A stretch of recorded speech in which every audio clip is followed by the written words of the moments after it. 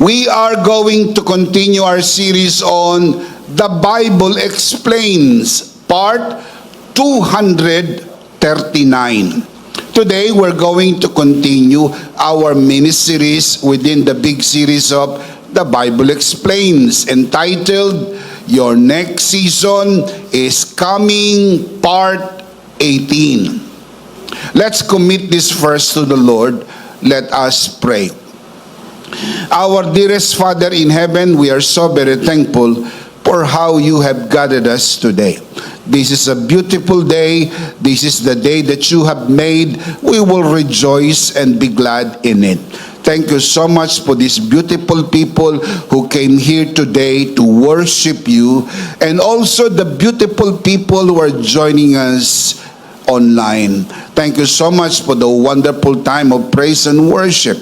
As we always believe, there is so much joy in your presence, so much rejoicing in your presence. We thank you and we honor you today.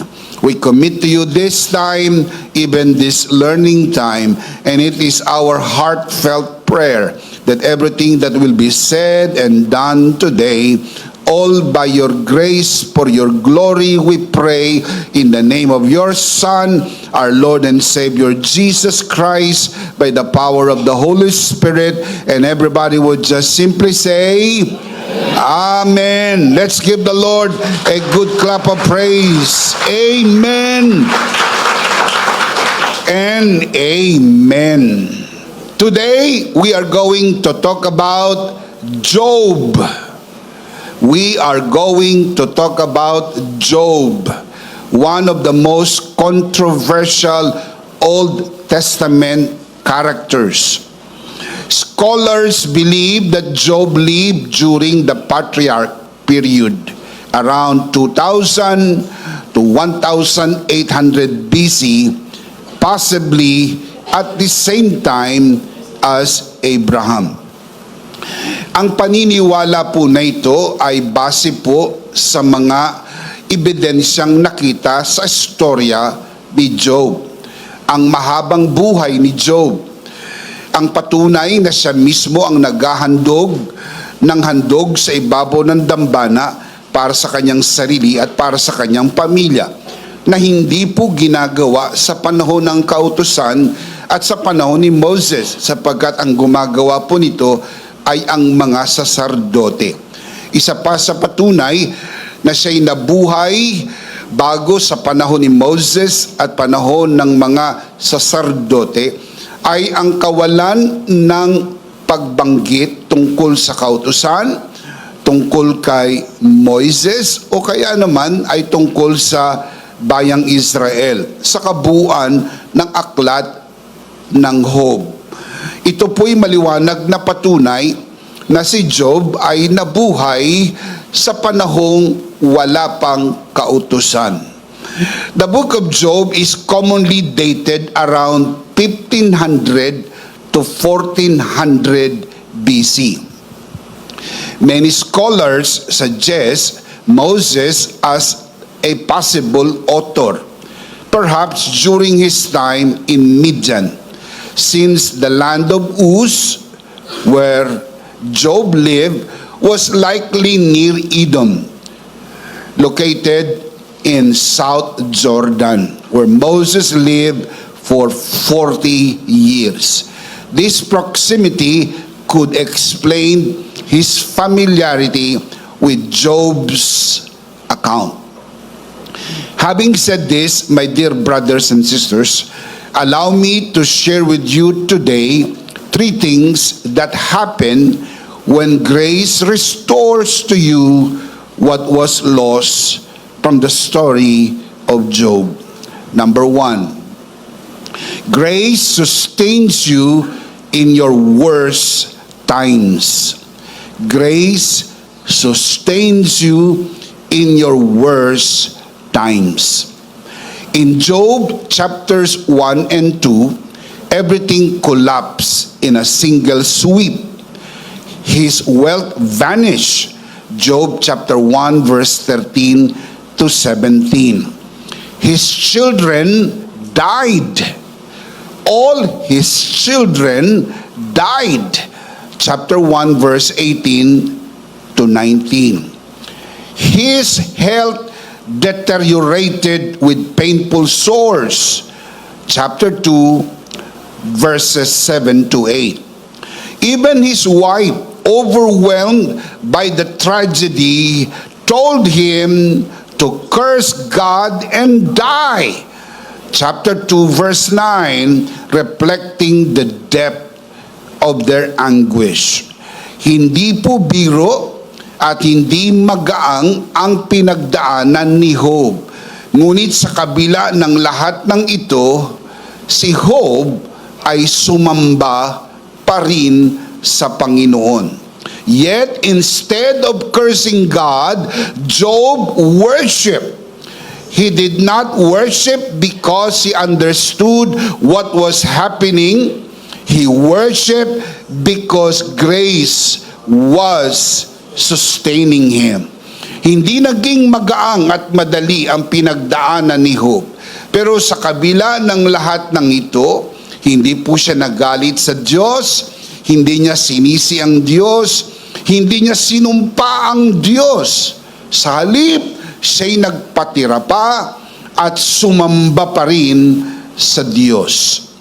The sustaining power in Job's life was not emotional strength or denial of pain. It was divine grace holding him when life hit hardest.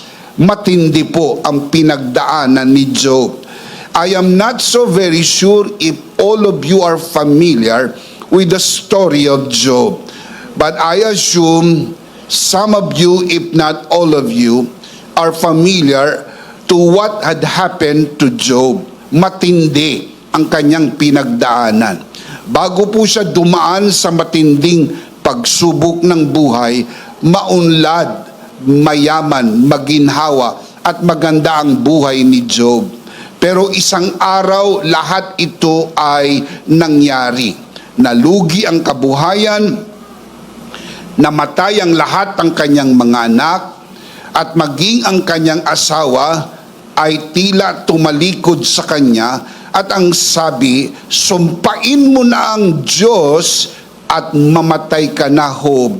Mas magaang sa aking makitang mamatay ka kaysa sa ganyang kalagayan na mula ulo hanggang paa ay puno ka ng sugat, nagnanana at inuud ang iyong sugat. Curse God and die. Matindi ang kanyang pinagdaanan. Pero sa gitna ng lahat ng mga ito, siya po ay nanatiling sumasamba sa Diyos. Ang pagsamba po ay hindi isang damdamin, bagaman bahagi ang ating damdamin. Ang pagsamba po ay isang desisyon na ginagawa ng isang tao base sa malinaw niyang pagkaunawa kung sino ang Diyos. Ang Diyos ay karapat-dapat sambahin sa lahat ng panahon. The same truth the Lord revealed to Paul. 2 Corinthians chapter 12 verse 9. The Lord said to Paul, my grace is sufficient for you, for my power is made perfect in weakness. Hindi rin maging magaang ang pinagdaanan ni Pablo. Pero sa gitna ng lahat ng pinagdaanan ni Apostol Pablo, sinigurado ng Panginoon ng kanyang biyaya ay sapat sa bawat pangyayari na nagaganap sa buhay ng sinuman. God did not immediately remove Paul's thorn in the flesh. Instead, He supplied the grace he needed within, amidst the pressure he is experiencing. Grace does not always prevent the storm, but it anchors you in the storm. It is not passive endurance. it is supernatural sustenance. Kung minsan ang gusto natin ay immediate solution, Lord, lutasin mo na agad ang problema namin. Lord, pagalingin mo na po ako agad. Lord, patigilin mo na po ang bagyo. How we wish God will do it as fast as we want to. At yun naman talaga ang gusto natin. Kung magsasabi kayo ng totoo, yun talaga ang gusto natin. Pero kung minsan sa karunungan ng Diyos, hindi niya po agad-agad inaalis ang mga situations and circumstances nating kinakaharap sapagkat gusto ng Panginoon ipakilala niya ang kanyang sarili sa atin in a very personal way. We may not want it that way, but God wants it that way, so we will have an experience with the Lord. Hindi ka po nanghihiram ng patotoo ng may patotoo. Ikaw mismo ay magkakaroon ng sariling patotoo ng biyaya ng Diyos. What Job experienced in shadow, we now possess in fullness because of the finished work of Christ. Job lived before the cross. We live after the cross. Matatandaan nyo mga kapatid ang sabi sa Biblia, Hebrews chapter 10 verse 1, the Old Testament is but a shadow, and the New Testament, particularly in Christ, we found the reality. Ang katuparan, ang katunayan ay na kay Kristo. Tayo'y nabubuhay hindi po sa ilalim ng anino. Tayo po'y nabubuhay sa katunayan, sa katiyakan, sa kasiguruhan ng tinapos na gawa ni Kristo. Naranasan ni Job ang anino. Naranasan naman po natin ang katunayan. Napakahalaga na maintindihan natin mga kabiyaya na tayo'y nabubuhay sa mas mainam na panahon, mas mainam na kasunduan. Purihin ang pangalan ng ating Panginoon. Come on, give Him praise! Give Him praise! Malakas na palakpakan! Praise God! Praise God! Praise God! At Calvary, Jesus carried our griefs and sorrows. Isaiah 53 verse 4. He entered suffering so that we would never face our suffering alone. Mga kapatid, sa krus ng Kalbaryo, naramdaman ni Jesus ang maging mag-isa. Sapagat mismo ang Ama ay iniwanan po siya. Sapagat sa krus ng Kalbaryo, siya'y nagmistulang kasalanan na hindi matitigan ng Ama.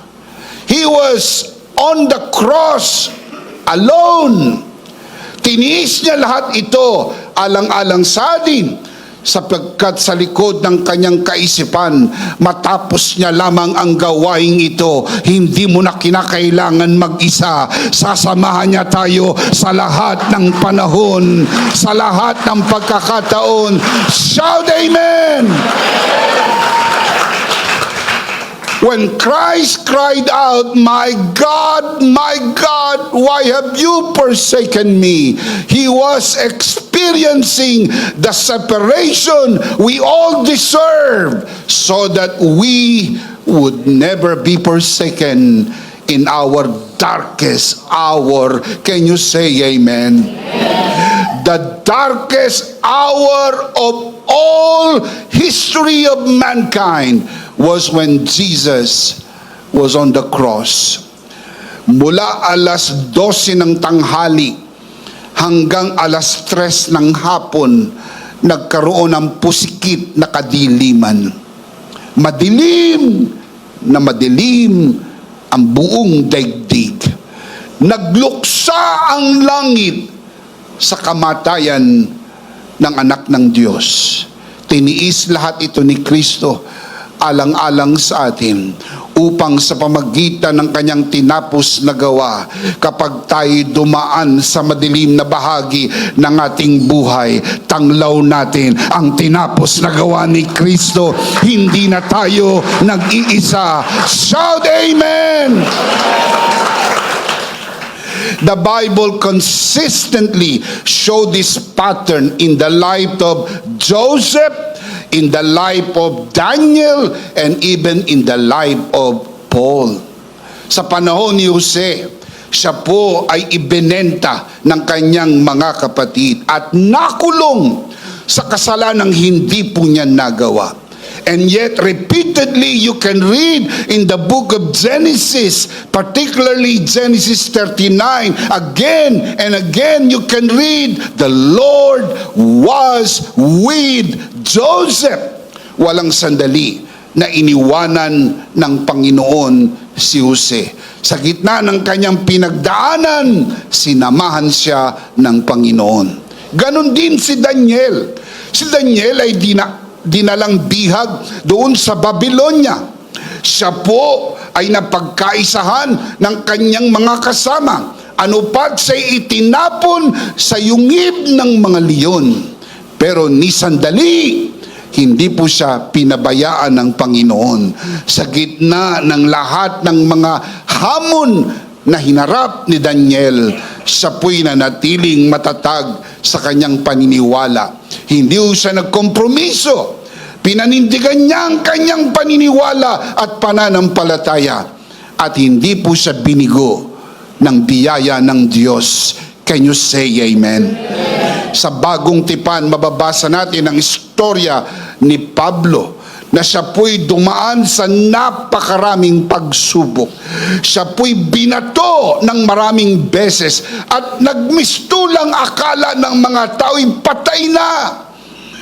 Siya po ay pinalo, binato, ilang beses na shipwreck, tinuklaw ng makamandag na ahas, patong-patong, kabit-kabit at sunod-sunod na mga siphayo ng buhay.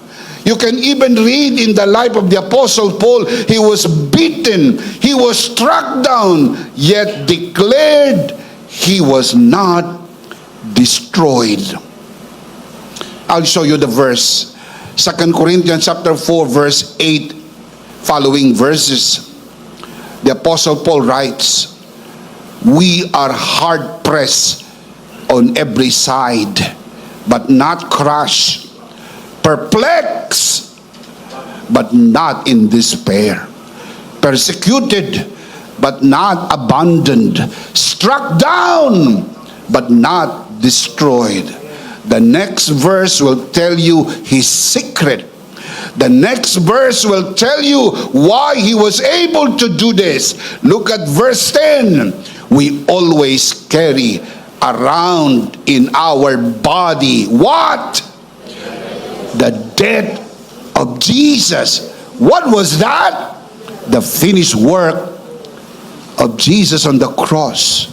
Look at the verse again. We always, not sometimes, not many times, we always carry around in our body the death of Jesus, so that the life of Jesus may also be revealed in our body. Marami po siyang pinagdaanan, kasama ng iba pang mga apostoles at mga alagad ng Panginoon. Pero ni minsan hindi po sila pinabayaan ng biyaya ng Diyos, sapagkat ang tinapos na gawa ni Kristo ang sandigan ng lakas. Dahil tinapos na ni Kristo, wala na tayong dapat ipangamba. Hindi niya tayo iiwanan, hindi niya tayo pababayaan. Shout amen. The cross itself is the ultimate proof.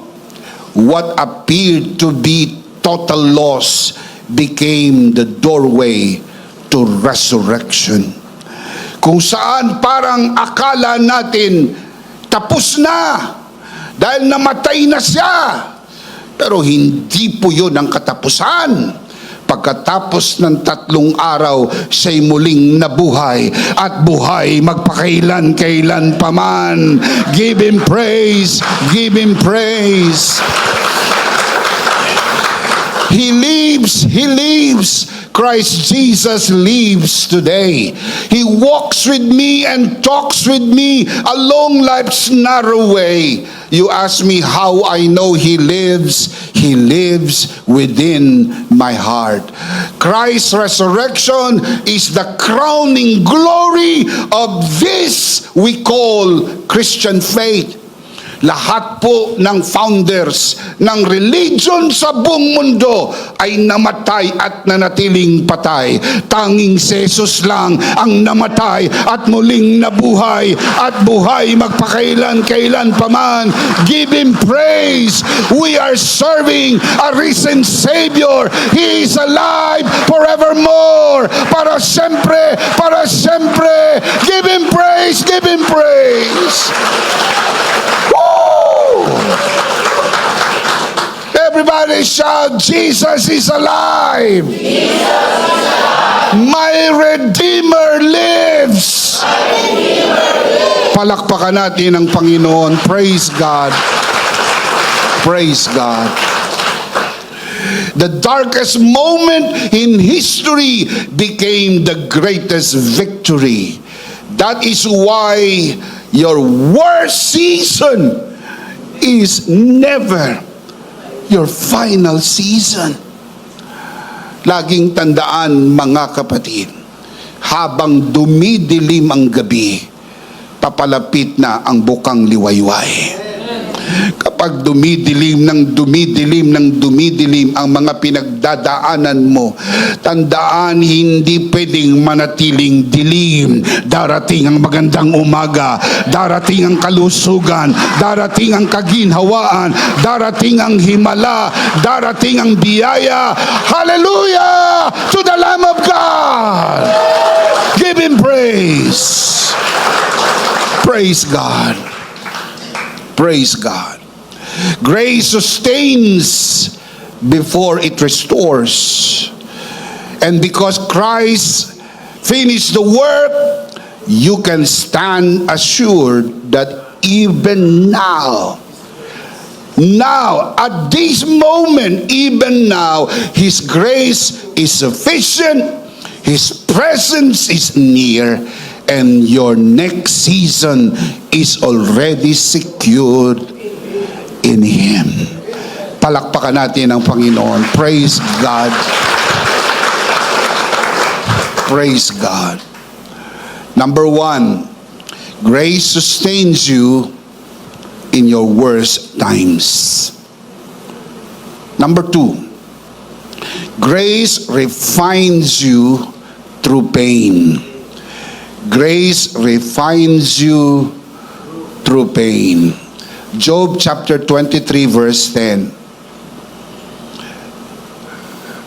But He knows the way that I take. When He has tested me, I will come forth as gold. In the silence of heaven and in the weight of unanswered questions, Job uttered one of the most powerful declarations of faith in the scripture. He did not say, I understand the way I think. Look at the verse again. This is what he said. He knows the way that I think. I don't understand,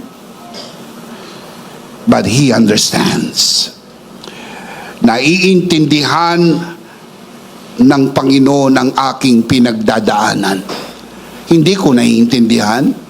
Marami akong tanong. At marami sa inyong nanonood sa broadcast na ito, hindi nyo rin naiintindihan. Katulad ko at katulad ng marami, mayroon din kayong katanungan. Why?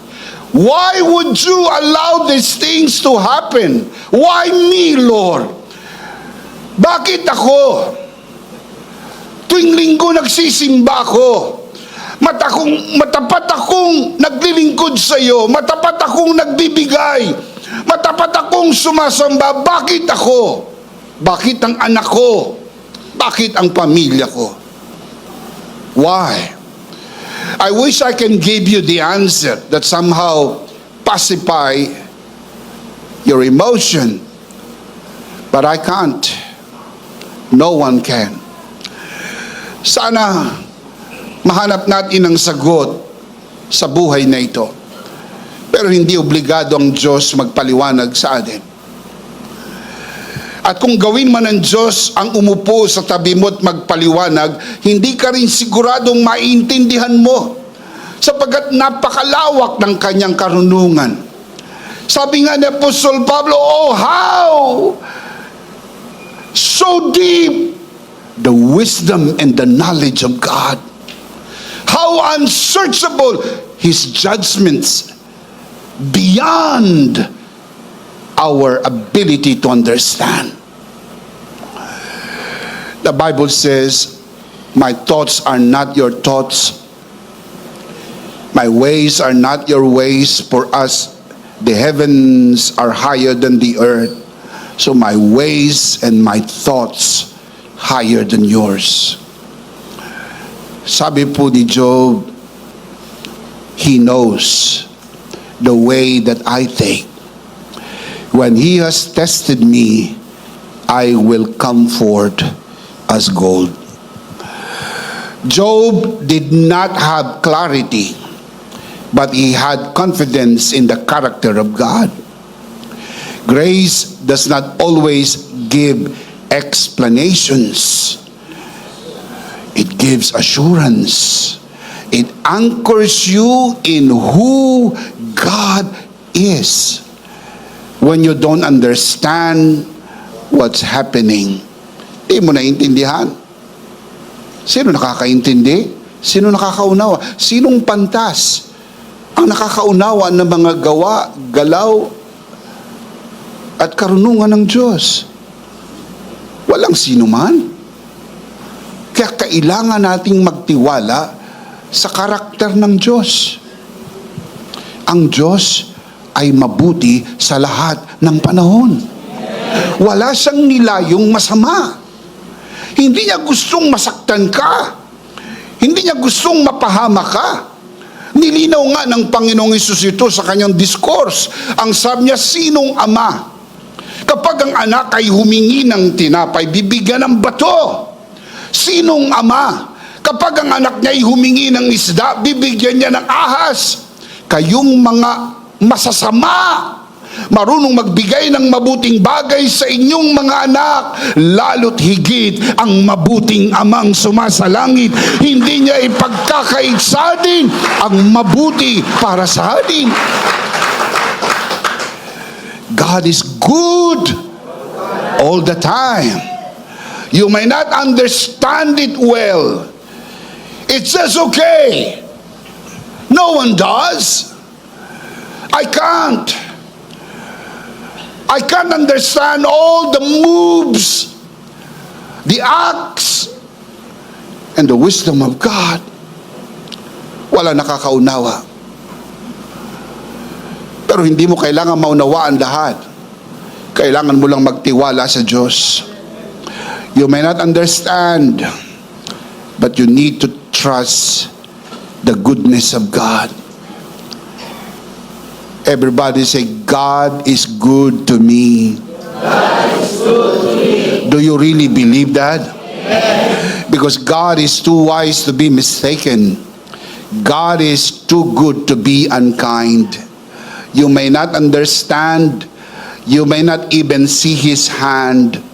But you can trust His heart. Because God is good. Yan po ang ginawa ni Job. Hindi niya naiintindihan.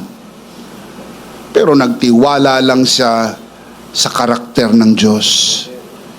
Mabuti ang Diyos sa lahat ng panahon. When Job speaks of coming forth as gold, he is describing refinement, not punishment. Gold is not destroyed in the fire. You know that. You know that. I want to say that again. Gold is not destroyed in the fire.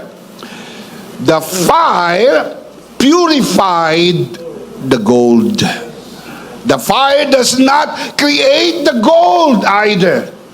It reveals. Hindi ho gumagawa ng ginto ang apoy. Pinalalabas lang ng apoy ang kinang at dalisay ng ginto. Pero bago siya dumaan sa apoy, ginto na po siya. Hindi po siya naging ginto dahil dumaan siya sa apoy. Are you getting this? Ginto na po yan bago mo idaan sa apoy. Pero kuminang, naging dalisay. Lalo mong nakita ang kagandahan ng kinang ng ginto nang dumaan sa apoy. In the same way, life's trial does not create your identity. It reveals what grace has already put inside you. Ang identity mo ay nandoon sa kaloob-looban mo, in your born-again spirit. But when you pass through the trials of life, nare-release ang tunay mong identity. Let me give you an example. Squeezing does not produce orange juice. It simply releases the juice inside. Bago pa pigain ang orange, meron na pong juice.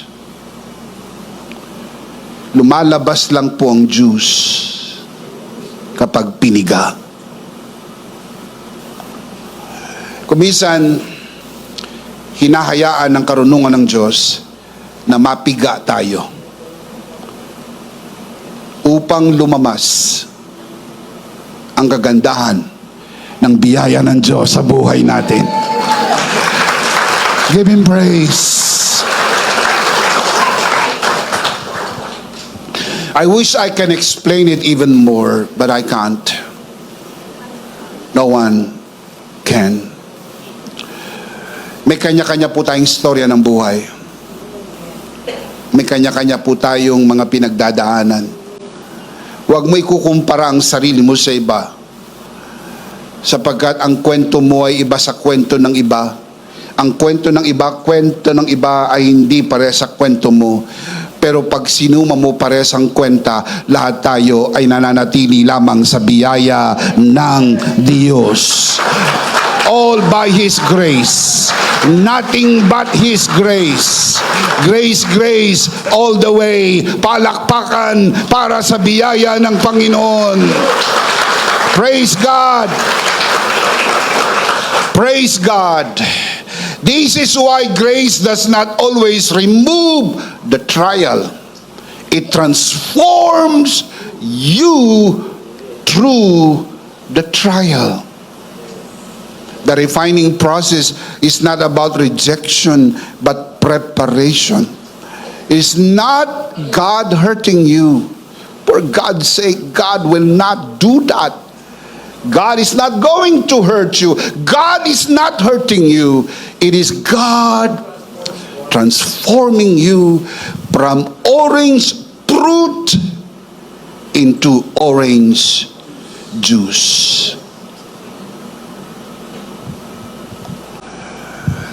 Kahanga-hanga ang biyaya ng Diyos. The New Testament confirms this refining purpose when Peter writes, "These have come so that your faith of greater worth than gold, which perishes even though refined by fire, may be proved genuine." That's important. Hindi po ginto-gintuan, hindi po sala-ginto, kundi tunay na ginto. Pananampalatayang hindi sa ganang ating sarili, kundi pananampalataya mismo ni Kristo na naibigay sa atin At ang pananampalatayang ito'y subok na matibay, subok na matatag. Duman man ang lahat ng pagsubok, mananatili ka, hindi dahil malakas ka, hindi dahil magaling ka, kundi dahil lamang sa biyaya ng ating Panginoon. All by His grace. Shout, Amen! James echoes this truth in James chapter 1 verses 2 to 3. Consider it pure joy because you know that the testing of your faith develops perseverance. Mga kabiyaya, maraming bagay na hindi ho natin kayang maunawaan, pero kailangan nating magtiwala. Ang interes ng Diyos ay baguhin ka para maging kawangis ng kanyang anak. Nung maborn again ka, ang iyong spiritu'y kawangis na ni Kristo. Sa pinagdadaanan natin sa buhay na ito, dahan-dahang binabago ang ating kaisipan, ang ating damdamin, ang ating mga gawa, upang sa atin pong kaluluwa at katawan ay mamakat. Makita ang wangis ni Kristo, that we may be Christ-like, the way we think, the way we feel, the way we do things, through the renewing of your mind, through the ministry of the Word, even as we apply the Word of God into our everyday life. Especially in moments that we pass through different circumstances, trials, idiosyncrasies, problems, and situations. Testing is not condemnation. For the believer in Christ, the Bible affirms the fact, now there is no condemnation to those who are in Christ Jesus. Romans chapter 8 verse 1. Therefore, refinement is not wrath, it is formation. It is formation under grace. Patuloy na hinuhubog, patuloy na inaanyuan ang wangis ni Kristo sa atin, panglabas at pang-araw-araw na buhay. We see this refining grace in biblical example of Joseph's life's stages. As a peasant, as a prisoner, and later on as a prime minister in the land of Egypt. Hindi naintindihan lahat ni Jose ang mga nangyari at pinagdaanan po niya, kung bakit po siya ibinenta ng kanyang mga kapatid. Siya po ay naging trabahante, alipin sa lugar malayo sa kanyang pamilya, doon sa Ehipto, sa bahay ni Potiphar. Hindi inaasahan, siya po'y napagbintangan sa kasalanang hindi ginawa at siya po'y nabilanggo. 2 taon po siyang nakulong sa kasalanang hindi po niya ginawa. And I am sure, habang siya'y nakakulong, ang daming kaisipan na pumasok sa kanyang isip. Bakit ko pinagdudusahan ang kasalanang hindi ko naman nagawa? Later on, dumating po ang tamang panahon at handa ng entablado para kay Joseph, na naginip ang Paraon ng panaginip na walang sino mang makapagpapaliwanag. Pagkakataon na para kay Joseph na lumabas mula sa kulungan, siya po ay nakapagpaliwanag sa panaginip ng Paraon, and the rest is history. He became the prime minister in the land of Egypt. Dumating ang panahon, nagpanagpo ang kanilang mga landas. Kinausap niya ang kanyang mga kapatid. But this time, Joseph knew. This time, Joseph understood the purpose. Naintindihan niya na. Pero hindi agad-agad. Ganon din sa buhay natin. Maiintindihan mo rin naman ito eh. Kaya lang, maybe later on, sa huling bahagi na lamang maiintindihan mo. Joseph understood later on. When he spoke kindly to his brothers, he said to them, "You intended to harm me, but God intended it for good, to accomplish what is now being done, the savings of many lives." Genesis chapter 50 verse 20. Sa buhay, sa totoo lang, marami tayong hindi maiintindihan. Hindi naman obligado ang Diyos magpaliwanag, pero kailangan mo magtiwala. You may not understand, but you need to trust God.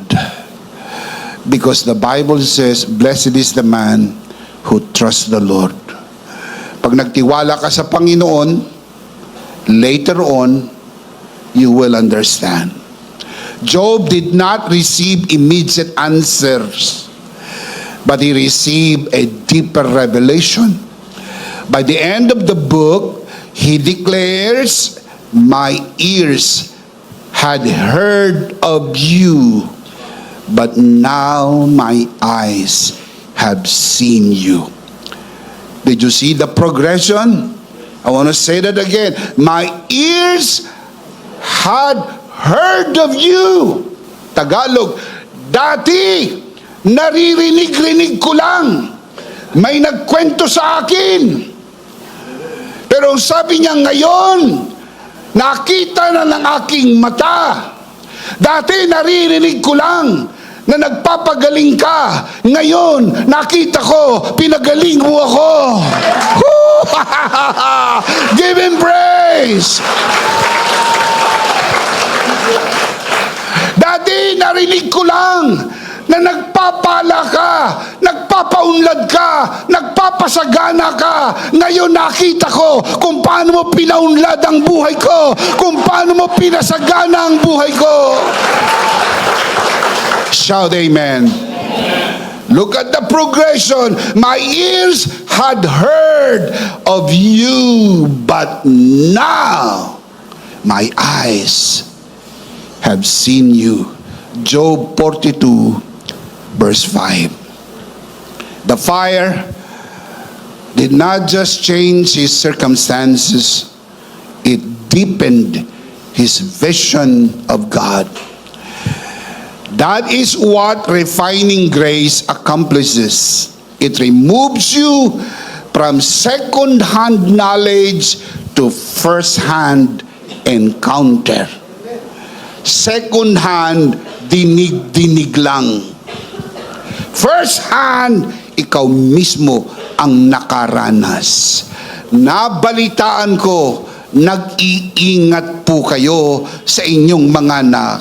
Ngayon naranasan ko, iningatan mo ako, iniingatan mo ako, at iingatan mo ako. Shout amen. Grace is at work beneath the surface, purifying motives, preparing you for what lies ahead. And when the process is complete, you will come forth not bitter, not broken, but you will come forth as gold. Job 23:10. Pagkatapos ng lahat ng ito, hindi ka bitter. You become a better person. Mas makinang, mas maningning, mas malakas, mas malusog, mas pinagpala, mas pinaburan, sapagkat dakila ang biyaya ng Diyos. Dakila ang biyaya ng Diyos. Number 2, grace refines you through pain. Number 3, grace restores more than you lost. Grace restores more than you lost. Job chapter 42 verse 10. After Job had prayed for his friends, the Lord made him prosperous again and gave him twice as much as he had before. I want to read that part again. And the Lord made him prosperous again and gave him twice as much as he had before. The final chapter of Job's life reveals something powerful. Pain did not have the last word. Grace did. Sa huling bahagi ng kwento ni Job, hindi ho kwento ng pagkagapi, pagkalugi, kundi kwento ng biyaya ng Diyos. When Job prayed for his friends, the very ones who misunderstood and wounded him and judged him with all the false accusations, God turned his pain into restored double. Dinoble ng Diyos anumang nawala sa kanya. Notice the sequence. Restoration was not rooted in Job earning back his blessing. It flowed from grace already sustaining and refining him. Hindi po bumalik ang pagpapala dahil sa kanyang pagsisikap. Ang nagbalik ng pagpapala sa kanyang doble ay ang biyayang gumagawa na sa kanya kahit hindi pa man niya naiintindihan. Biyayang nag-sustain, biyayang nag-refine, yun din ang biyayang nag-restore. And you need to understand the sequence and the flow. The season of pain gave way to a season of double blessing. Not because Job negotiated with God, but because grace completed its work. Kapag gumagawa ang biyaya sa atin, hayaan nyo lang gumawa ang biyaya. Total, nasa biyaya ka. Huwag kang magreklamo, huwag kang magrebelde, huwag kang magtampo. Hayaan mo lang yung biyaya. Hindi pa tapos ang gawa ng biyaya sa buhay mo. Patuloy na gumagawa. You don't have to negotiate with God. Lord, pagalingin mo lang ako. Maglilingkod ako sa iyo. Lord, pagalingin mo lang ako. Pagpalain mo lang ako. Paunlarin mo lang ako. Magbibigay ako sa iyo. You are making negotiation. No, you don't do that. Your trust is grace.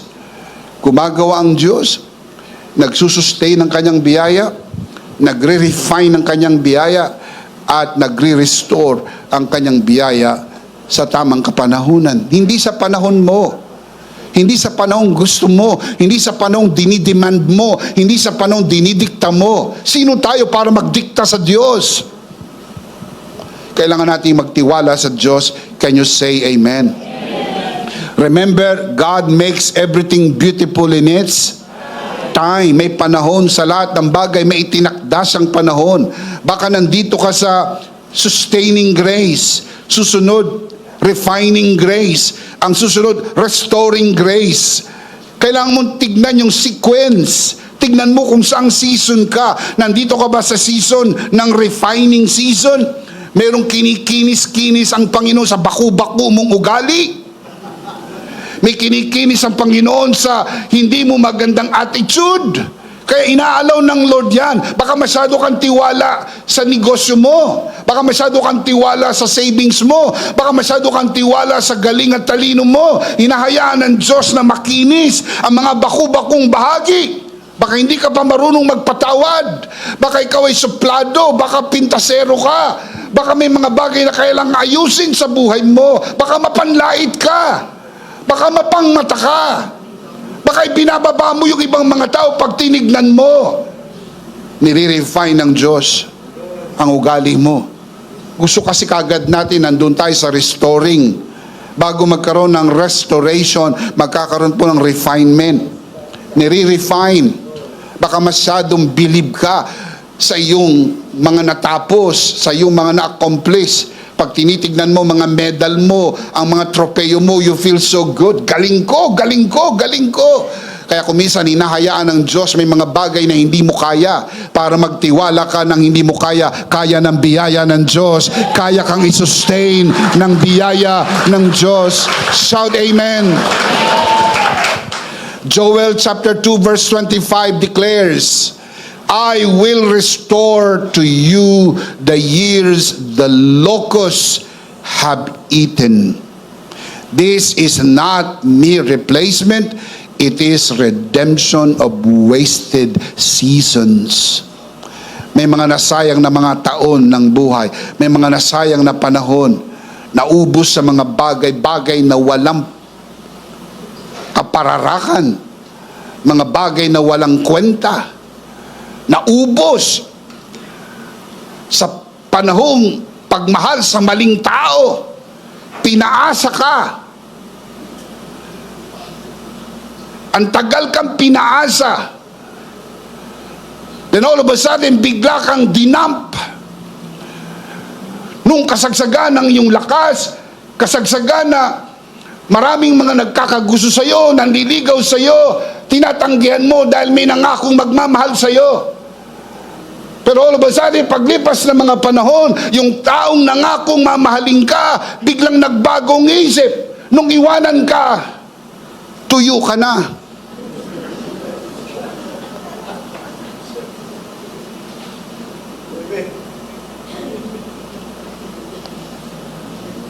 Yang mga panahon na yan, i-restore ng Diyos ang iyong ganda.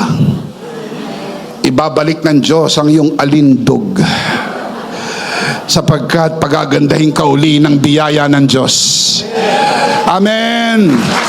Give Him praise, give Him praise, give Him praise.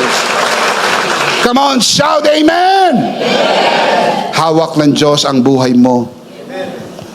Huwag mo sabihin, ngayon pa, wala na ako sa kalendaryo. Huwag kang mag-alala, may kopya ang Diyos ng birth certificate mo. Ang edad ay taon lamang na dinadagdag. May mga tao pong konti lang ang edad, pero ang itsura maraming taon. Merong mga taong napakarami ng taon, ang daming birthday, pero ang itsura'y parang kapapanganak pa lang. Palakpakan natin ang Panginoon. Praise God! Praise God! God does not simply return what was lost. He restores in a way that reveals His abundance. Restoration in Scripture is often multiplied restoration. Hindi ho tumatabla ang biyaya. Yung nawala, tatablahin niya lang. Hindi ho grasya yun. Ang grasya hindi ho tumatabla. Ang grasya po nagmumultiply. Kung anong nawala, hindi niya po ibabalik lang. Dodoblehin niya. Kaya yung gandang nawala sa iyo, pagagandahin ka pa lalo ni Lord. Yung perang nawala sa iyo, ibabalik ng Lord doble. Yung kalusugan na sinipsip ng karamdaman, ibabalik sa iyo ng Diyos, mas malakas, mas malusog, mas masigla. Shout amen. Proverbs chapter 6 verse 31. Mark this on your Bible. Yet if he, referring to the thief, is caught, he must pay sevenfold, though it cost him all the wealth of his house. Kapag nahuli ang magnanakaw, pagbabayarin po ito ng 7 ulit. Pag nahuli ang magnanakaw. Kaya kailangan hulihin ang magnanakaw. May balita po ko sa inyo, ang magnanakaw ay ang dyablo. Sabi ni Jesus sa John chapter 10 verse 10, the thief referring to the devil, comes to steal, to kill, and to destroy. Ang magnanakaw ay ang dyablo. May magandang balita ko sa inyo, nahuli na ang magnanakaw. Doon sa krus ng Kalbaryo, tinalo ang magnanakaw. Tinapos ni Kristo ang tagumpay para sa atin. At dahil nahuli na ang magnanakaw, pwede mo nang angkinin ang mga ninakaw niya. Ibabalik ang iyong kalusugan, ibabalik ang iyong kaginhawaan, ibabalik ang iyong biyaya at pagpapala. Shout amen. Now you can claim your indemnity. What is indemnity? Payment for the damages. Lahat ng damages na ginawa ng dyablo, pwede mo nang angkinin ng indemnity sapagkat ikaw ay nasa biyaya. Buhay na sinira ng drugs, itsura mo na sinira ng drugs. Pag nakilala mo ang biyaya ng Diyos, hindi ka lang palalayain sa droga, pagagalingin ang iyong katawan na sinira ng droga at pagagandahin ng Panginoon ang iyong buhay. Kasi walang hindi kayang baguhin ng biyaya ng Diyos. Palakpakan si Lord. Praise God.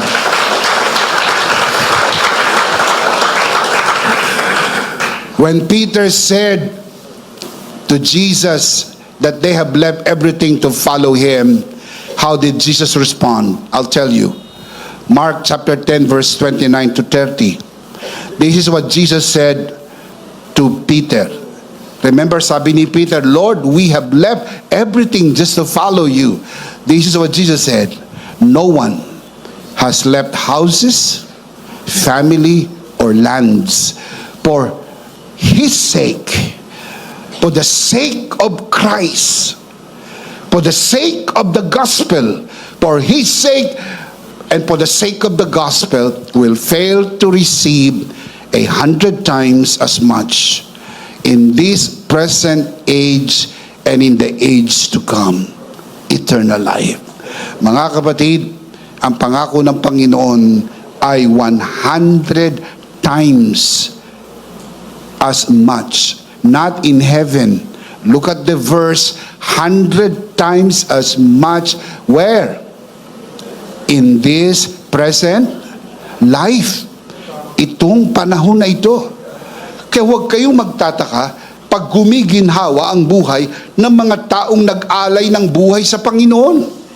Huwag niyong gawa ng intriga, huwag niyong gawa ng istorya. Natural lang na guminhawa ang kanyang buhay dahil inialay niya ang buhay niya sa Panginoon. Sabi na, pero walang nag-alay ng buhay sa akin, walang nag-iwan ng pamilya, lupain, hanapbuhay, alang-alang sa akin at sa Ebanghelyo na hindi papalitan ng 100 beses. Saan? Sa langit? No. Sa buhay na ito. Plus, may add-on, eternal life. Kaya ho, kapag nagpasyang sino man maglingkod sa Panginoon, hindi ka lugi. Ibinibigay mo ang buhay mo sa Panginoon, i-multiply ng Panginoon ang buhay mo. Pinagpala ka at pinaburan ka ng Panginoon. Shout amen. Grace does not calculate like human justice. It multiplies beyond compensation. Double for your trouble. Tinrobol ka ng kasalanan. Dumating ang grasya. Sabi ng grasya, ibabalik ko ng double ang lahat ng trouble na binigay ng kasalanan dahil mas dakila ang biyaya kaysa kasalanan. Where sin abounds, the grace of God abounds even more. Palakpakan natin ang grasya ng Panginoon. Shout amen. We see this pattern throughout the scripture in the lives of Joseph, in the life of Ruth, and even in the life of David. Sa buhay ni Joseph, meron pong wasted, seemingly wasted, lost 13 years. 13 years. Siya po ay nakulong at naging alipin at nakulong sa lupain ng Ehipto hanggang siya po ay naging prime minister in the land of Egypt. Ruth, the same thing.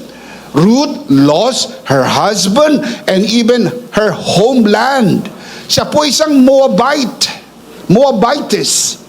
Nandun po siya nakatira sa Moab. Iniwan niya ang Moab at siya po'y sumama sa kanya pong biyanan na si Naomi at tumira sa Israel, particularly doon po sa Jerusalem. And more particularly in Bethlehem, the house of bread. Pero ano po ang nangyari? Minultiply ng Diyos ang buhay ni Ruth. Mula sa isang balo na namumulot ng nahuhulog na trigo, siya po'y napangasawa ni Boaz, siya nang may-ari ng buong bukirin. And more than that, on top of that, siya po'y nasama doon po sa human lineage of Jesus recorded in Matthew chapter 1. Minultiply na Panginoon ang buhay ni Ruth. Ibinalik ng napakaraming beses anumang nawala sa kanya. Same with David. 13 taon hinanting ni Saul si David na parang mabangis na hayop. Hindi naging normal ang buhay ni David.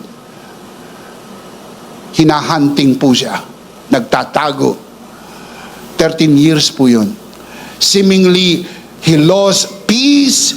He lost the prime years of his life. Pero hindi po yun nasayang. Iminultiply ng Panginoon ito sa kanyang buhay at ginawa ng Diyos ang kanyang paghahari na matatag at sinabi ang kanyang kaharian ay mananatili magpakailan-kailan paman. And when Jesus Christ was born, He was known to be Jesus, the son of David. Beautiful, isn't it? The loss was real.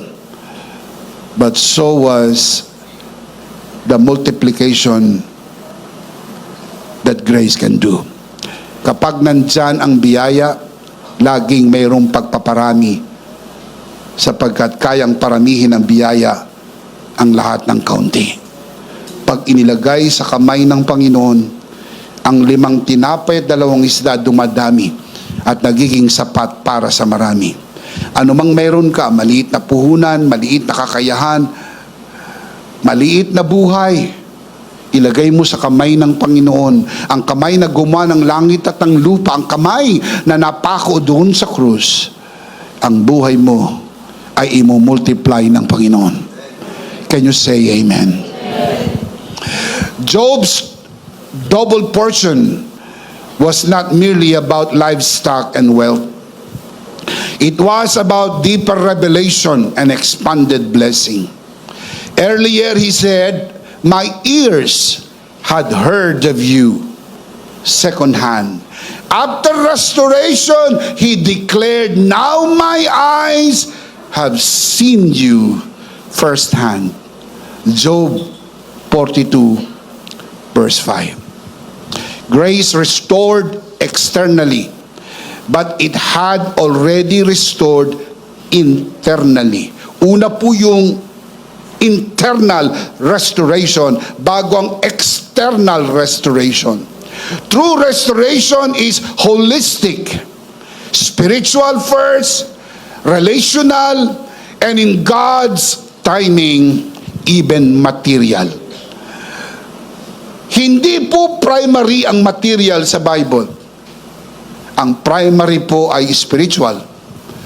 Ang material po at financial secondary.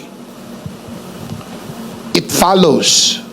Remember, seek first the kingdom of God and His righteousness, and all material things will just be added. Dagdag na lamang po. It's just like us icing on the cake. Dagdag na lamang. Ang pangunahin is spiritual. At pag na-restore ka spiritually, everything else will just follow by the grace of God. Can you say amen? The cross guarantees this truth. In Christ, loss is never permanent. Grace does not merely compensate, it multiplies. Tandaan ninyo, kung may pagkalugi, Kung merong loss, it's not permanent, it's only temporary. There is a season of restoration, and when grace restores, it restores more because it multiplies, not just compensate, but multiplies. Can you say amen? Let's see them again. 3 things when grace restores what was lost. Let's read them out loud. Everybody look up here, look at the screen, and those of you who are watching this broadcast, we want you to read this with us out loud. Ready? 3 things when grace restores what was lost. Number 1. Grace sustains you in your worst time. Number 2. Grace refines you through it. And number 3. Grace restores more than enough. Now, let me share with you the life application. Number 1, worship through your pain.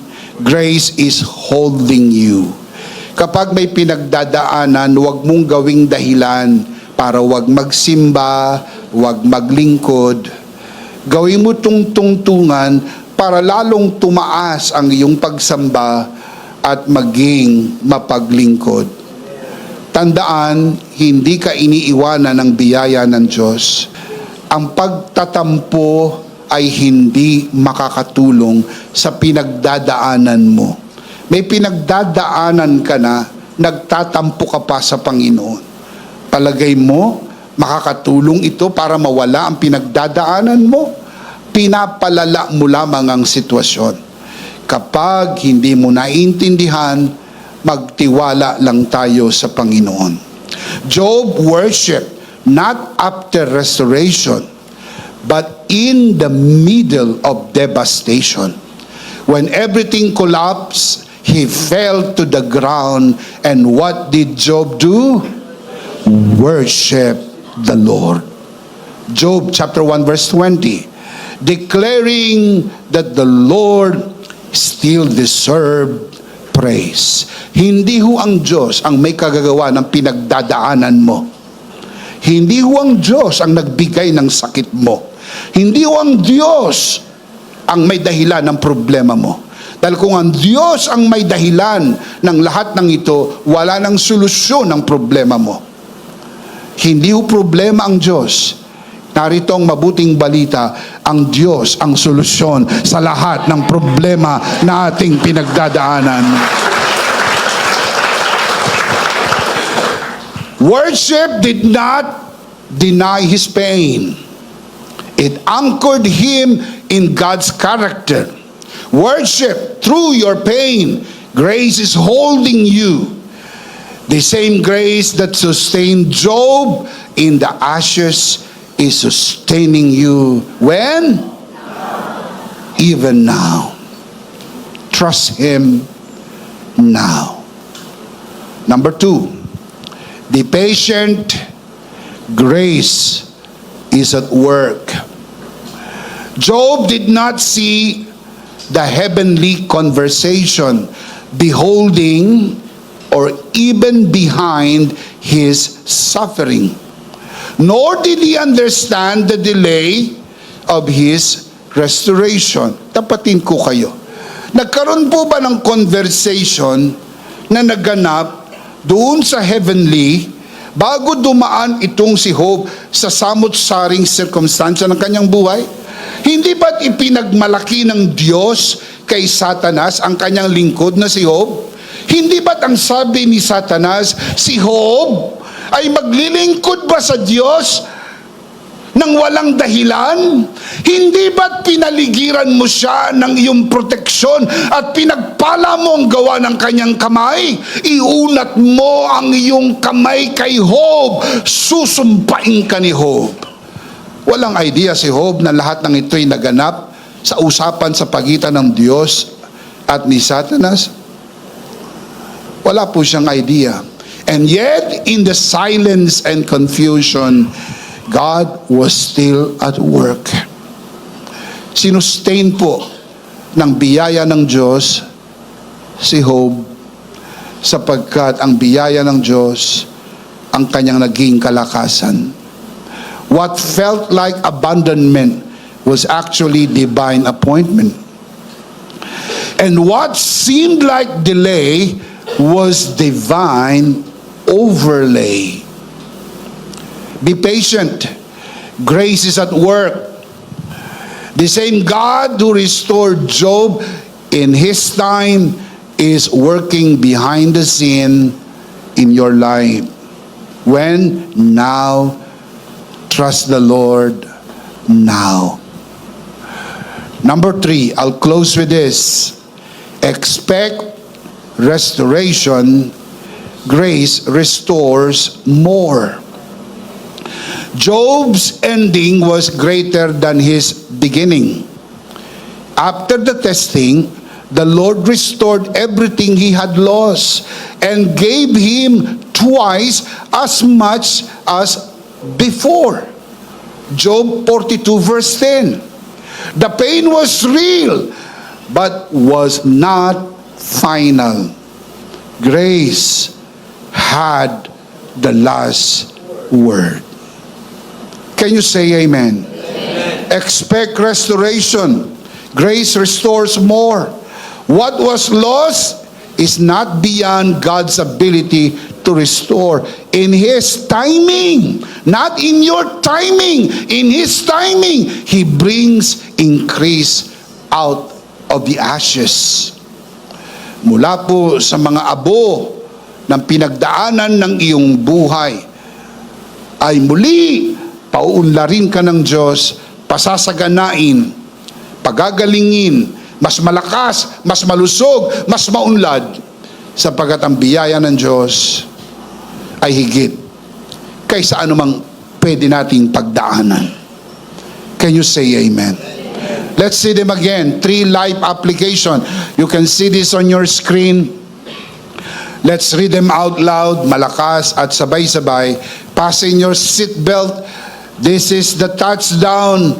I want us to read this out loud. I mean out loud. Ready? Application number 1. Worship for your faith, praise is holy. Number 2. And number 3. And the big idea is, in Christ, my next season is coming. I have a news for you. Your next season is the season of restoration. Restored health, restored blessing and favor. Twice restoration. Doble na pagpapala, dobling kalusugan, dobling biyaya, dobling promotion, dobling pagpapala. If you believe that, shout amen. Yeah. Palakpakan natin ang Panginoon. Praise God. One more time, what is the big idea? Are you in Christ? Your next season is coming. The season of restoration.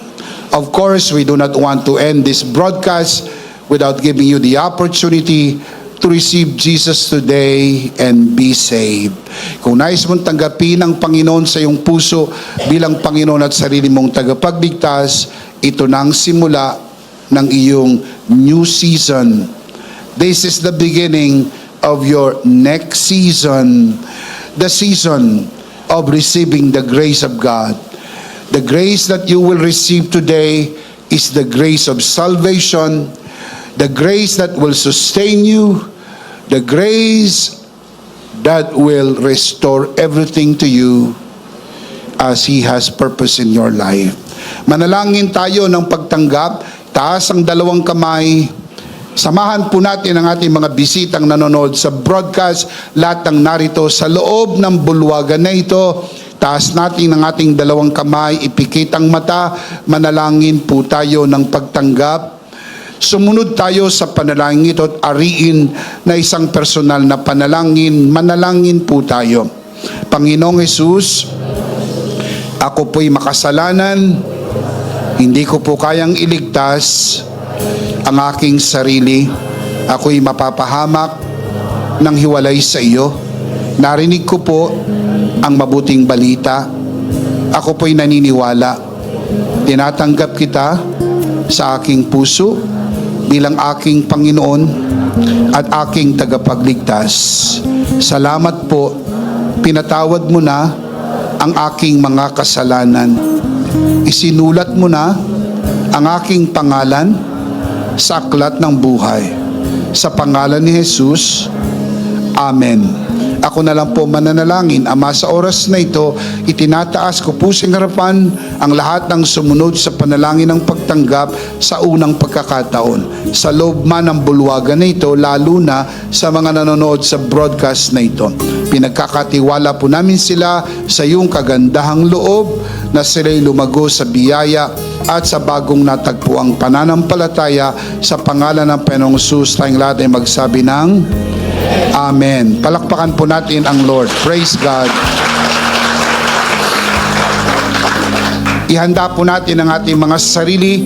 Tayo po'y darako sa banal na komunyon. Kunin po natin ang ating communion elements and let's do this together.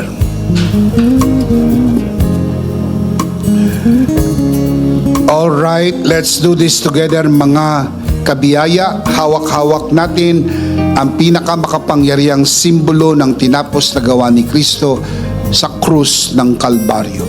Ito ang aral na tinanggap ko sa Panginoon at ngayon naman ay binibigay ko sa inyo. Nang gabing sa pagkanuloy dumampot siya ng tinapay, kanyang pinagpiraperso at kanyang sinabi, ito ang aking katawan na pinagpiraperso dahil sa inyo. Gawin niyo to bilang pag-alaala sa akin. Sabay-sabay po natin gawin.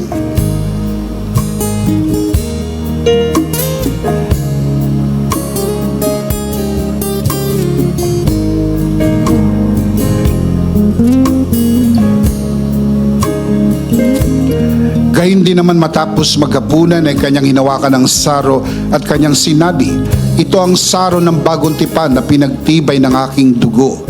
Gawin niyo to bilang pag-alaala sa akin. Sabay-sabay po natin gawin.